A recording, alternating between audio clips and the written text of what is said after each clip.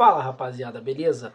Estamos aqui, professor Herbert, mais uma vez, para a gente continuar nosso conteúdo maneiro de biologia. Agora a gente vai falar de protozooses, beleza? Num segundo momento, né? Primeiro a gente falou sobre aquelas protozooses que eram causadas por protozoários flagelados, né?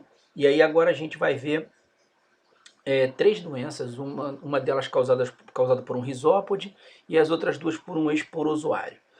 Então, vamos começar com a malária, né? A malária, ela é uma doença que tem um histórico extremamente importante com relação à nossa espécie, né?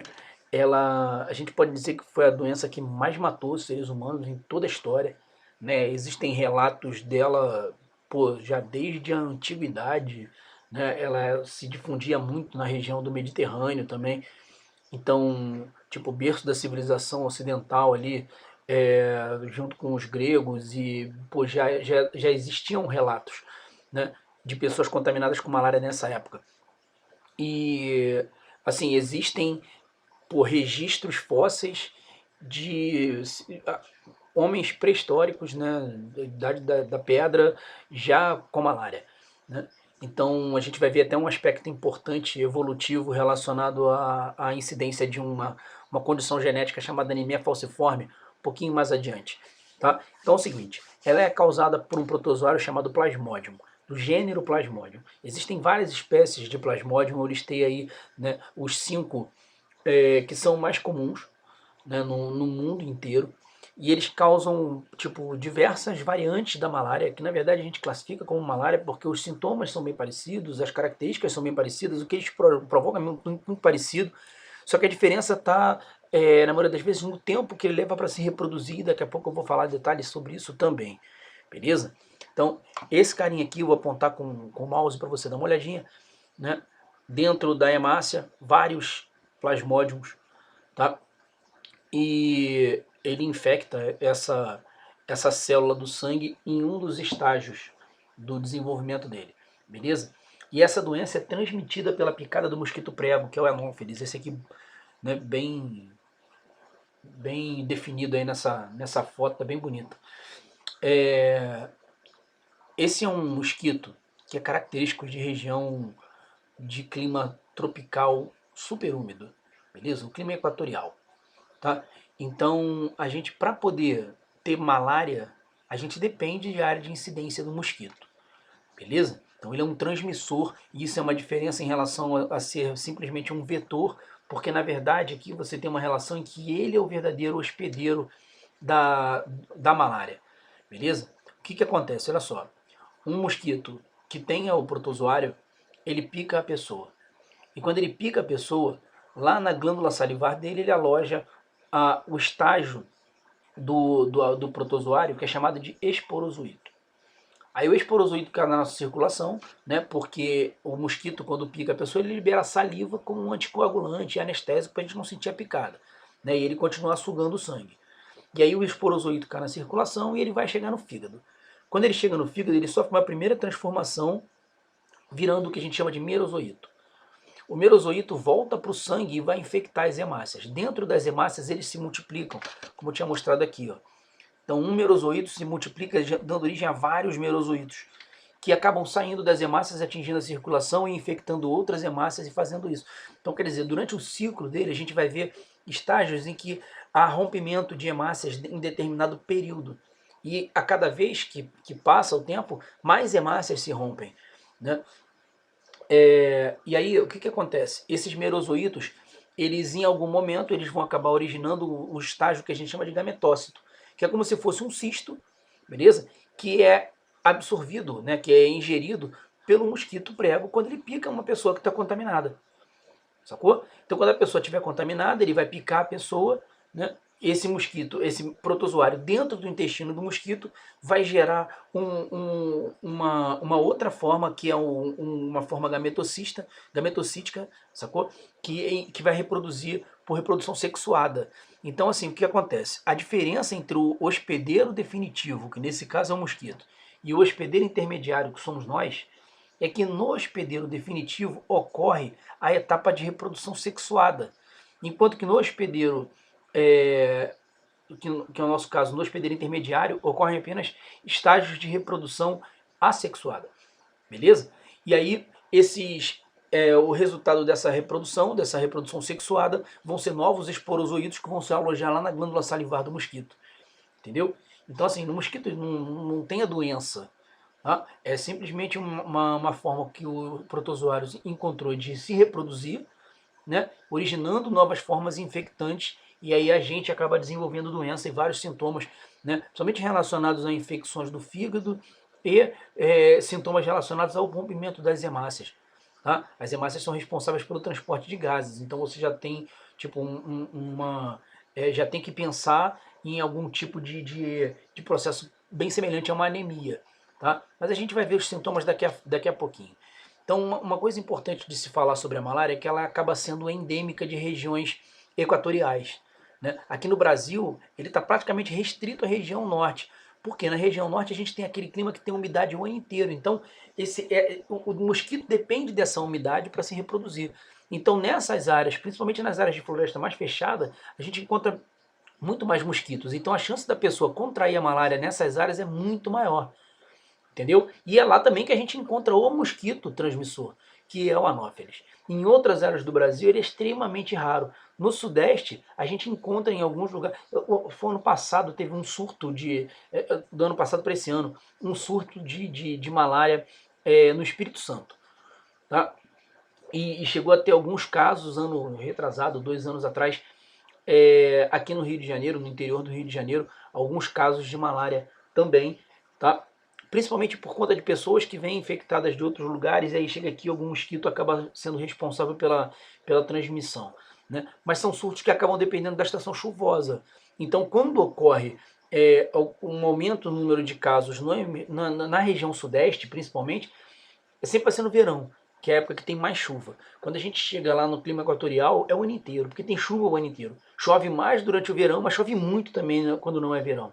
Tá? E aí, se você for olhar a distribuição dele no mundo, acaba sendo tipo bem parecida, que ele se concentra em regiões de clima muito úmido, né? Aqui na África Central, nas Índias, onde a gente tem aqui clima sujeito às monções, Sudeste Asiático, que também tem clima equatorial, né? Então são áreas de transmissão de malária bem intensa, beleza? E aí, o que eu estava falando? Olha só, o protozoário ele invade as hemácias, tá? Só que as hemácias, elas são células do sangue, né? Que tem um formato discoide, assim, bicôncavo. Parece uma almofadinha, né? É desse jeito aí. E o que acontece? Existe uma condição genética chamada anemia falciforme, em que a hemoglobina ela tem um aminoácido trocado nas suas cadeias alfa. E aí isso muda a forma da molécula. Mudando a forma da molécula, a forma da hemácia muda. E aí o protozoário não consegue infectar essa hemácia. Essa hemácia falciforme, ela é imune ao plasmodium.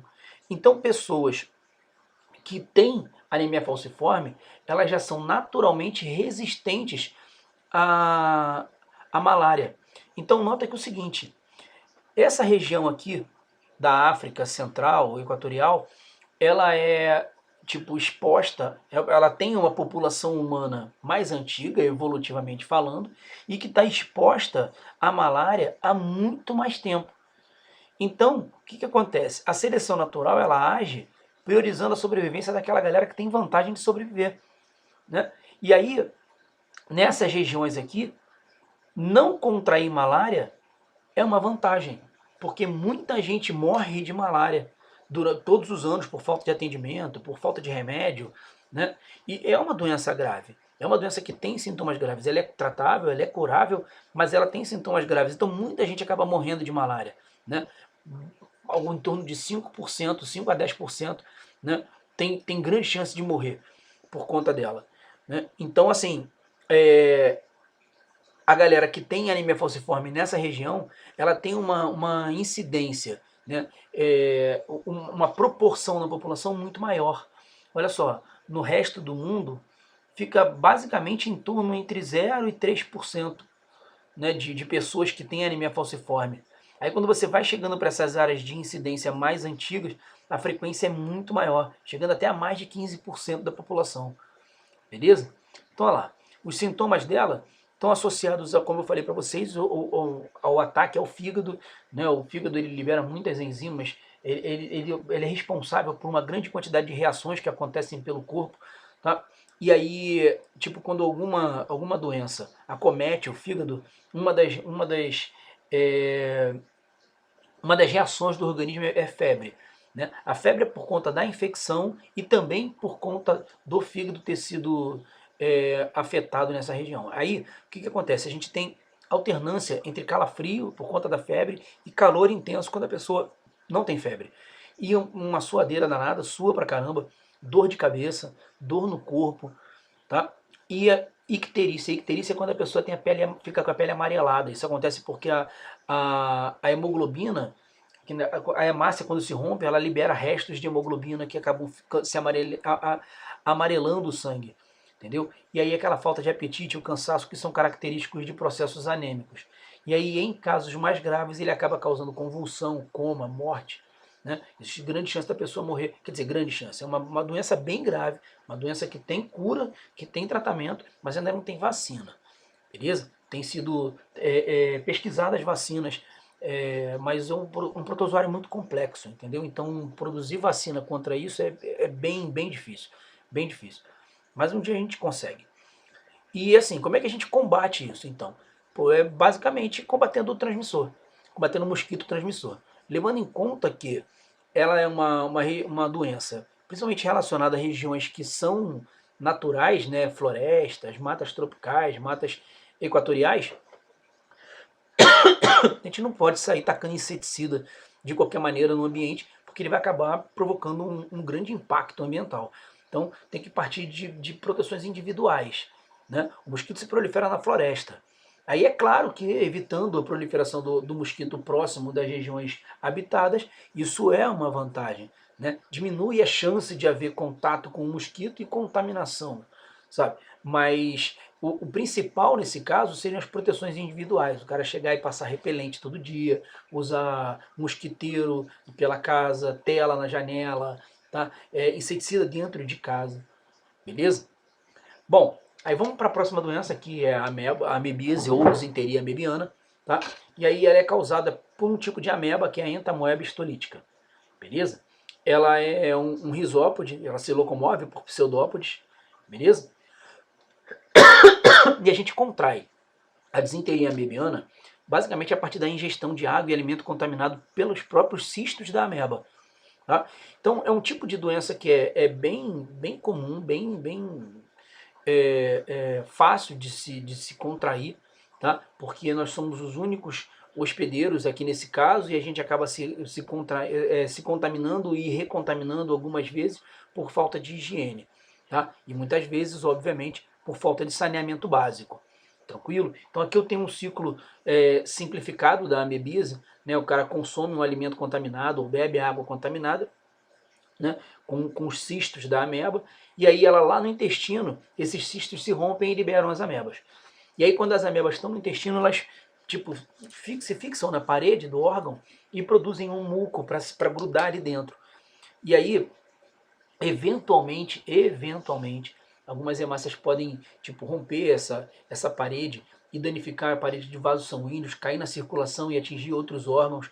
Tá? Aí a doença acaba se tornando um pouquinho mais grave, mas é muito raro acontecer isso. Normalmente o que vai acontecer é simplesmente uma dor de barriga, tá? Às vezes uma diarreia, mas a diarreia é mais rara, normal é sair fezes com muco, ou muco ou sangue. Tá? Eles saem junto com as fezes, porque foi esse muco produzido pelas hemácias para elas se fixarem na parede do órgão, beleza? E aí acaba dando cansaço por conta do sangue que acaba sendo perdido, beleza? E perda de peso, porque dificulta a absorção de nutrientes, né? E acaba dificultando também a absorção de água, e aí pode provocar uma certa desidratação, beleza? E como é que a gente pode se prevenir dessa doença? Basicamente saneamento básico, que o saneamento básico ele não é responsabilidade do cidadão, ele é uma responsabilidade do governo. O governo tem que prestar saneamento, água encanada, esgoto, né, coleta de esgoto, tudo isso o governo tem que prestar, beleza? Então algumas áreas não tem esse tipo de oferta do governo com mais qualidade, né? Então é comum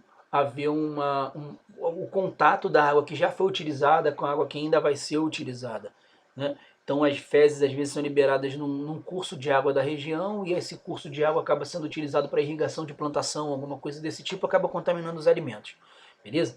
Então tem que ter saneamento básico. E aí as regiões que não tem saneamento básico, e até nas que tem saneamento, é bom por ferver a água, que aí mata os protozoários, não só os protozoários, mas outros seres infectantes também que estejam na água, né? Lavar bem os alimentos com essa água fervida de preferência, né, óbvio, ou então com aquelas misturas que levam hipoclorito, vinagre e tal, que também matam protozoários, também matam bactérias, beleza? E higiene pessoal, lavar bem as mãos, né, como a gente tem adquirido esse hábito aí com a pandemia que a gente está vivendo, então tem que manter esse hábito de lavar as mãos que a gente não tem, ele é extremamente importante, beleza, galera? E por último, essa toxoplasmose. A toxoplasmose é uma doença que aliás, vou melhorar isso. A toxoplasmose é uma doença causada por um protozoário chamado Toxoplasma gondii. É esse esporozoário aí. Eu falei que é uma doença, mas nem sempre a pessoa tem o toxoplasma e desenvolve a doença. Aliás, na imensa maioria das vezes das pessoas que estão infectadas por toxoplasma, não ocorrem sintomas de doença nenhuma. Tá? São completamente assintomáticos, beleza? Mas isso não quer dizer que ele não seja grave, que não possa provocar algum tipo de doença. Vai provocar, mas vamos lá. Como é que a gente adquire isso? O toxoplasma, ele é um parasita natural de felinos, beleza? Natural. Nos felinos ele não causa nada, mas ele sai nas fezes desses animais. Quando sai nas fezes desses animais, eles acabam contaminando o ambiente, contaminam verduras, contaminam a água. Então, quando a gente ingere água ou verdura contaminada, ou alimento contaminado com o protozoário, a gente pode adquirir o protozoário. Só que outros animais que fazem parte da nossa dieta, tipo gado, né? Criação de gado, porcos, ovelhas, galinhas, eles podem consumir esses cistos também do toxoplasma que estejam largados no chão, né? E é claro que sem querer ele vai ficar procurando toxoplasma para comer, mas ele contaminou o alimento dele, né?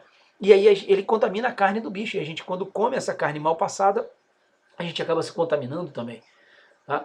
E quando a gente tipo, tem aquele hábito de ficar dando beijo nos bichinhos, principalmente gato, né? Cachorro um pouco mais raro, mas gato é bem comum, porque eu falei para vocês, ele é natural, o toxoplasma é um parasita natural de felinos sem causar nenhum problema para eles. Tá? Então quem tem aquele hábito de ficar dando beijo em gatinho, em cachorro e tal, tem chance de acabar contraindo o animal pelo simples contato, né? Porque o animal ele usa a língua para se limpar, né? E aí quando ele se limpa e depois ele lambe a pessoa, ele acaba infectando a pessoa com toxoplasma, aí você pega a comida com a mão e bota a comida na boca, você já infectou sua comida. Então assim, são muitas possibilidades de acabar contraindo isso. E ainda existe a chance, né, grande de uma mãe que esteja com toxoplasmose transferir o toxoplasma para o filho, e aí no caso é a situação mais grave para a gente. Beleza? Quando a criança nasce com toxoplasmose, ela pode desenvolver vários tipos de problemas. Beleza? Então aí, numa pessoa sadia, normal, né, se ela desenvolver sintomas, normalmente ela vai ter os linfonodos, aqueles nódulozinhos assim, na região aqui do pescoço e às vezes da cabeça, inchados, né, com um tamanho um pouco maior, uma dorzinha pelo corpo, assim, fraca, febre baixa, dor de garganta leve, mas nada, assim, e passa rápido, os sintomas passam rápido. Tá? Agora, quando a pessoa está com a imunidade baixa, ele pode infectar o cérebro, tá? E aí quando ele infecta o cérebro, ele pode provocar confusão mental, assim, sem gravidade também, mas pode provocar uma certa confusão mental, tá? Febre mais alta, dor de cabeça mais forte, né? E uma inflamação na retina, ele infecta os olhos e aí deixa a visão turva, beleza? Quando a criança está se desenvolvendo, essas infecções elas podem provocar cegueira na criança, entendeu? E convulsões, a criança pode nascer convulsionando e pode passar a ter convulsões ao longo da vida inteira por conta do toxoplasma que ela contraiu da mãe quando a mãe estava grávida. Porque às vezes com o teste, né, de toxoplasmose, ele é um teste que é comum feito no exame pré-natal. Tá? E assim, é um bom indício quando encontram anticorpos para o toxoplasma no sangue da mulher ou quando encontram indícios de que ela já teve, porque ela não vai ter de novo. Porque a pessoa que tiver toxoplasmose, ela já está imune. Tá? E aí, se ela não tiver de novo, ela não tem chance de passar para os filhos dela. Entendeu? Então como é que a gente se previne disso? Ferver a água, né? Pô, higienizar os alimentos. Com relação à carne, pô, o suficiente, assim, deixar a carne congelada por uns 2 dias, né, numa temperatura bem baixinha, 20 graus negativos, assim, por volta de 20 graus negativos, botar ela no freezer por uns 2 dias, assim, antes de consumir, antes de pegar para poder fazer, porque aí mata o toxoplasma, entendeu? Ele é bem resistente também. Se for para fazer, tem que fazer a carne bem passada, né? E carne bem passada não é todo mundo que gosta, né? Assim, depois que, sempre que brincar com os animaizinhos, com os bichos, pô, lavar a mão, sabe? Ter esse tipo de cuidado assim, com as crianças, evitar deixar as crianças brincarem em local que tenha contato com cães e gatos, onde eles façam as necessidades dele, né? Então, assim, e se brincar, pô, ficar de olho para não deixar a criança botar terra na boca, sabe? Botar a mão suja na boca e sempre estar lavando a mão das crianças, que é uma forma bem forte de não se contaminar com isso. Beleza? Então valeu, galera. É aí. Depois a gente volta com mais doenças. Valeu.